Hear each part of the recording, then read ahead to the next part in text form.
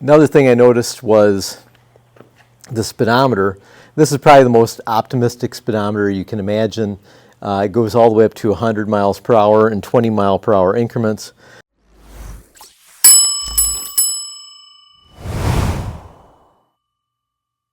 Hey everybody, it's Doc. Welcome to the channel. So today we have a visitor to the garage. This is not mine. This is something I picked up from my brother. We're scattered across the United States, so my brothers and I use each other to pick up odd things that are nearby, and then we deliver them to each other around holidays and stuff like that.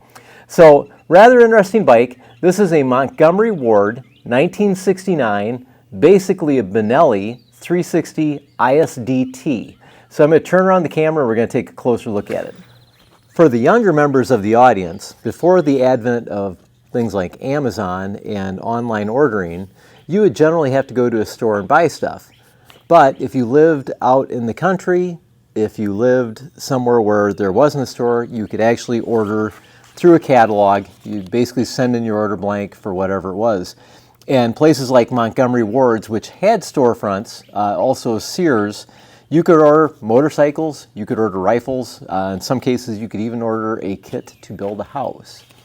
And what they would do is, much along the lines of Costco and Amazon, they would actually contract manufacturers to build stuff under their name. And in this particular case, this is a Benelli motorcycle made to the specs that Montgomery Wards provided for it. And this 360 Benelli was essentially offered in basically two styles. There was a road style and there was an off-road style, which would have been a scrambler. And so this is labeled as an ISDT, which is interesting because it doesn't look very dirt-oriented to me with the low front fender and the low pipe and the lack of basically a knobby or a skid plate. So I'm not sure how off-road this vehicle is. And they were all built as essentially street legal, dual purpose, I guess, bikes. And in 1969, this was about as good as it got for a dirt bike anyways. The dirt bikes weren't really that much different from street bikes at the time. Now, supposedly, Steve McQueen had some say in how this bike was designed.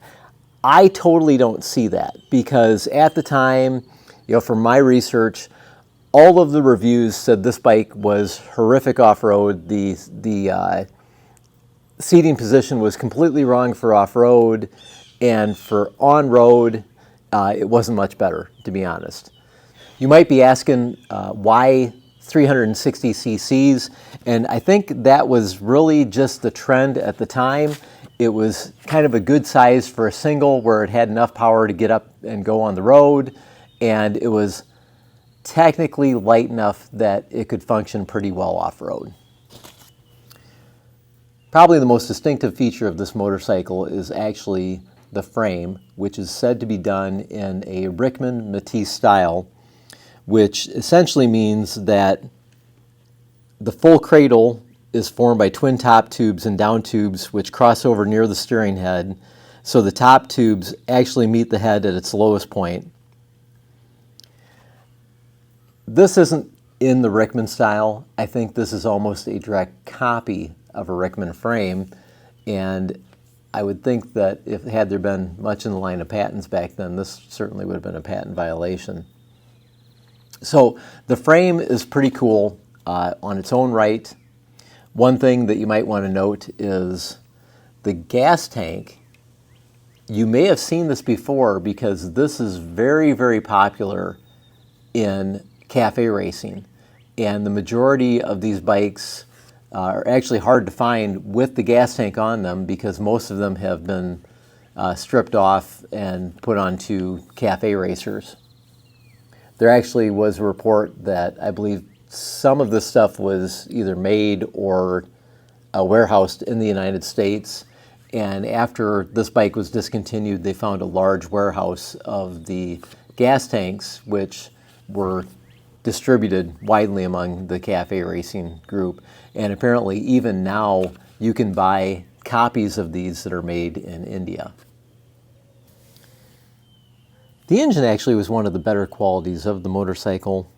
For the time, it was a 360cc engine, which is actually 356.3 cc's.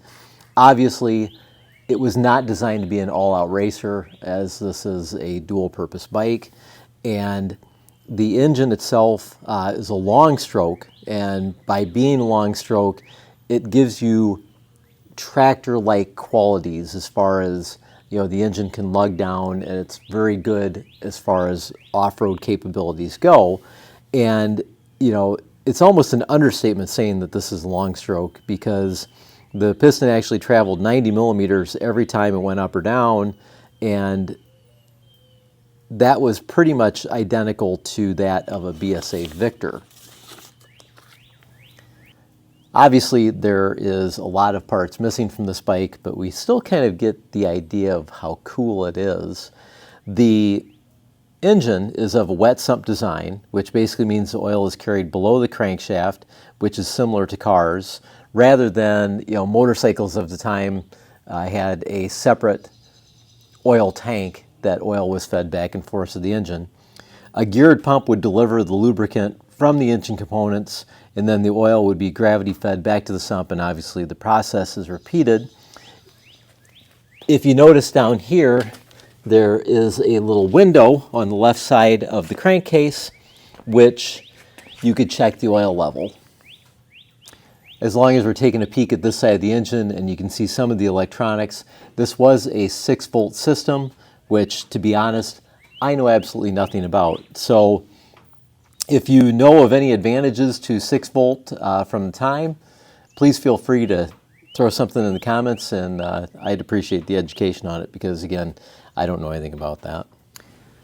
The reports I read was that the Mojave was an erratic starter, whether the engine was hot or cold. Basically, there was a Del Orto carburetor, which was also fitted with a manually operating choke slide, and it had a tickler. But apparently varying techniques were used to start the bike, and sometimes it just chose to be stubborn and not start for no reason at all.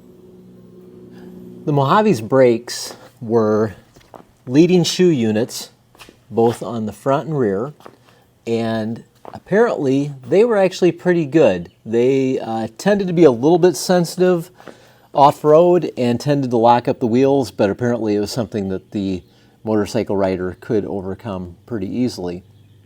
One of the innovative features of this particular bike, and I don't think Montgomery Ward was that leading edge, but these little wipers on the forks apparently were something that were kind of new and novel at the time.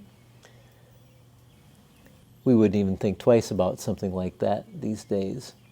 Now the engine, basically the ergonomics of the bike were pretty much all wrong. As far as the seating position was not great for off-road, it wasn't really good on-road, and while the seating position was okay for on-road, apparently the handlebars were too high and too narrow to be really effective off-road.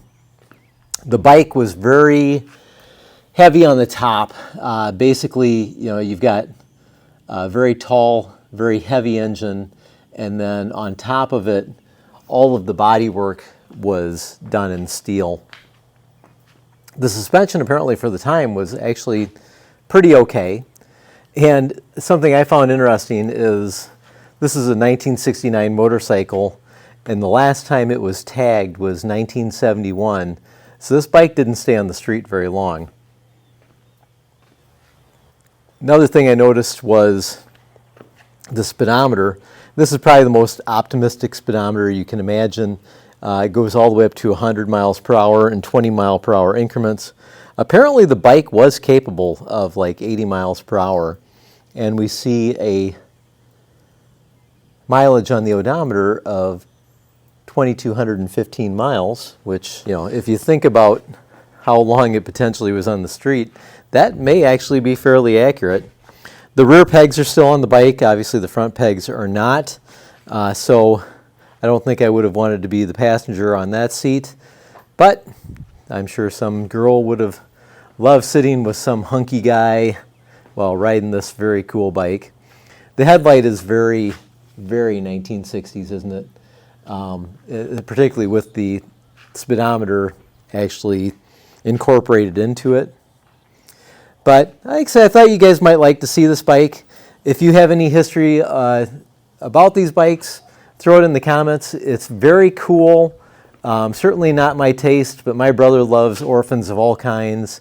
So you never know. If you have some Orphans like this, or you have parts for this bike, drop me a line at springtailsolutions@gmail.com, and I will forward it to him because I think he's going to need a lot of parts for this bike. So on that note, that's the end of the video. You guys have a great day. We'll see you out on the trail.